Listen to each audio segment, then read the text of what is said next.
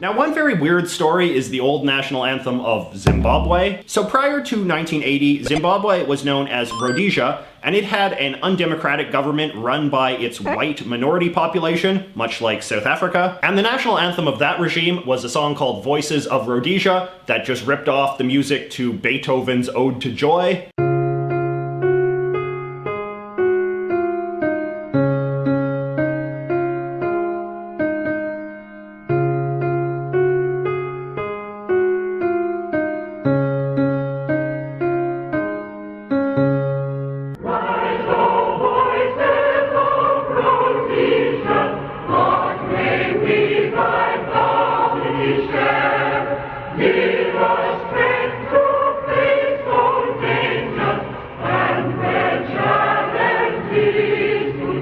But as any Europeans watching this will know, the idea of using Ode to Joy as a national anthem was one that was already taken by the European Union some years earlier.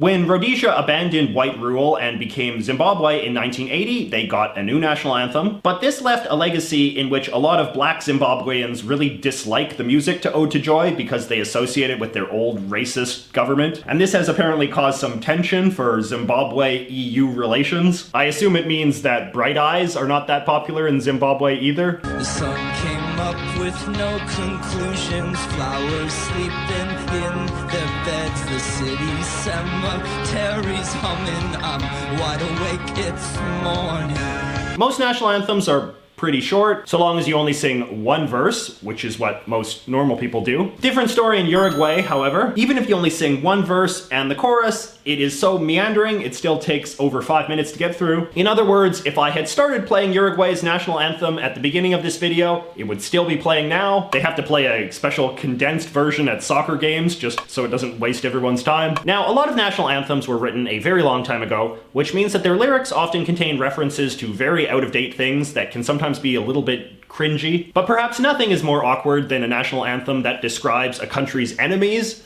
or even friends, since those obviously tend to change a lot over the centuries. The extended verses of the Italian national anthem, for instance, are quite insulting to Austria, because Austria used to be Italy's arch nemesis back when the Italian national anthem was written in 1847. So in the last verse, there is a part that makes rather unflattering reference to Austria's oppression of its neighbors. It goes something along the lines of, "The eagle of Austria is losing its feathers. With Russia, it has drunk the blood of Italians and Poles, but burned its heart." Speaking of Poland, their anthem, which was written in 1797, returns the favor by making favorable reference to Italy. However, it also makes flattering reference to Napoleon and a Polish general named Sarniki, who is somewhat obscure today, and probably just as well considering he was best known for organizing a massacre of Polish Jews during Poland's 17th century war with Sweden, as referenced in the anthem's line about making war on the Swede. So yeah, that hasn't aged well. The extended national anthem of Hungary, meanwhile, makes unflattering reference to Turkey, their historic enemy. It refers to the country as a nation of barbarians. The Turkish national anthem, for its part, doesn't much care for Western countries acting all superior. It contains this charming line in reference to the Western world. "Is this battered, single-toothed monster what you call civilization?" More recently, we have the Algerian national anthem, which was written in 1956. It was written back when Algeria was still a colony, and as a result contains a few unkind lines about their former colonial master, France. But, I mean, maybe that makes sense given it was written by an Algerian independence activist who was in a French prison at the time. And as Algerian legend goes, the French were so brutal they wouldn't give him any papers or pencils, so he had to write the anthem in his own blood on the walls. Other anthems do not have quite such dramatic origin stories. Take China, for instance. Their anthem has a very modern backstory. It was taken from the soundtrack of a movie, specifically a 1935 film called Children of Troubled Times. China didn't have a lot of good patriotic songs back then, and this one was reasonably popular, so the communist government was like,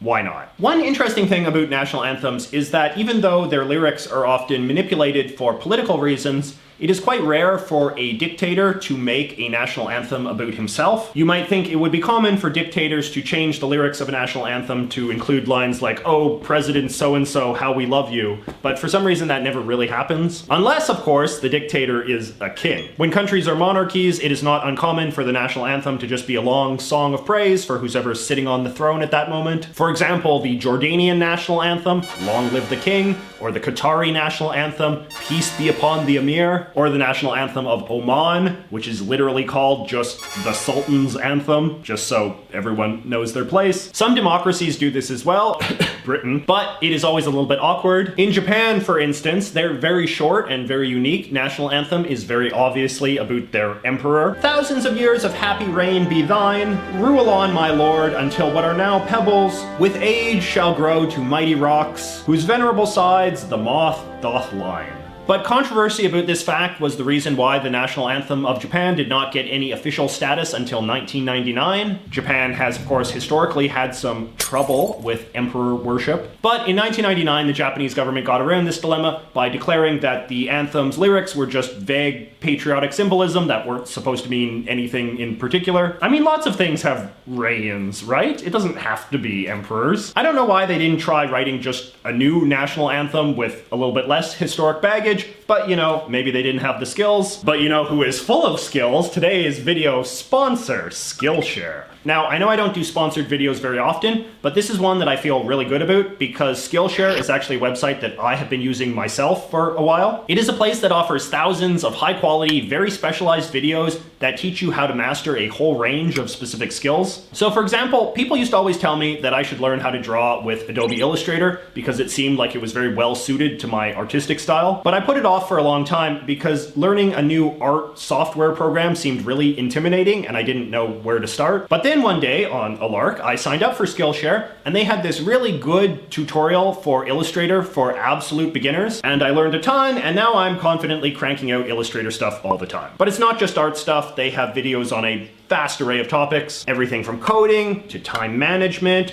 to creative writing to meditation. But you don't need to take my word for it because the Skillshare people are giving 2 free months of the service to the first 500 people who sign up using the link in the description below. And even after the 60 days, it is only $10 a month, which is still a pretty good deal. So yes, thank you so much for watching. Do not forget to like and subscribe, and be sure to let me know in the comments if you have any more weird national anthem facts that I might have missed. We shall now close with the national anthem of Somaliland, which, although not technically coming from a real country, is still very much beloved because a lot of people think it sounds like it comes from a Super Nintendo game. See ya next week.